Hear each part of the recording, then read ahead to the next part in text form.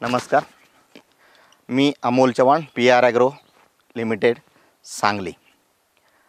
प्रथमतः मी PR ॲग्रोनी 2 नवीन grades आणलेल्या होत्या, त्या संदर्भात मी तुम्हाला सांगू इच्छितो।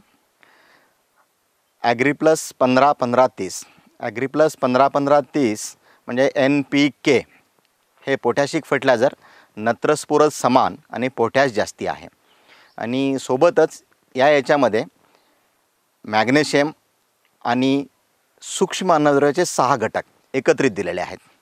याच्याने आपल्याला आपल्या पिकामध्ये नत्र स्फुरद समान आणि पोटॅश आणि मायक्रोन्यूट्रिएंट्स आणि सेकंडरी न्यूट्रिएंट्स एकत्रित सर्व दिल्यामुळे आपल्या पिकाला जो हवा, पिकाची वाढ, त्यानंतर पानाची काळोखी, पानाला रुंदी आणि फुलकळी, फूल निर्मिती, ह्या सगळ्या गोष्टीला हे खत फायद्याचं आहे।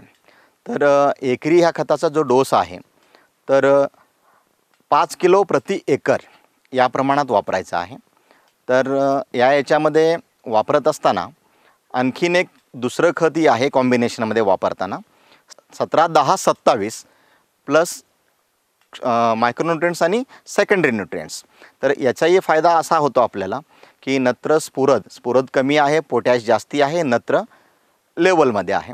तर याचा फायदा आपल्याला असा होतो की काळोखी, वाढ, फुलकळीची निर्मिती आणि त्याचं सेटिंग होण्याचं प्रमाण जादा प्रमाणात राहतं।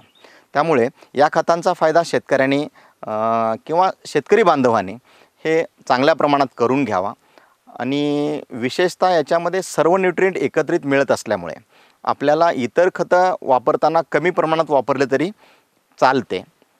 आणि यासोबत जर आपण चांगल्या प्रकारचं फॉस्फरिक ॲसिड, जे हायफा P म्हणून आपण म्हणू, ते जर वापरलं तर काही डोसेसमध्ये आपल्याला असं ॲडजस्ट करताही येईल की दुसरी खतं वापरावंच लागणार नाही। तर त्यात उदाहरणार्थ युरियाची एक सांगड याच्यासोबत घातली तर नायट्रोजन आपल्याला जे हवं आहे, आता काही पिकांमध्ये नायट्रोजन जास्ती लागतो, तर त्यावेळेस आपल्याला युरियाचं प्रमाण गरजेनुसार वापरावं लागेल।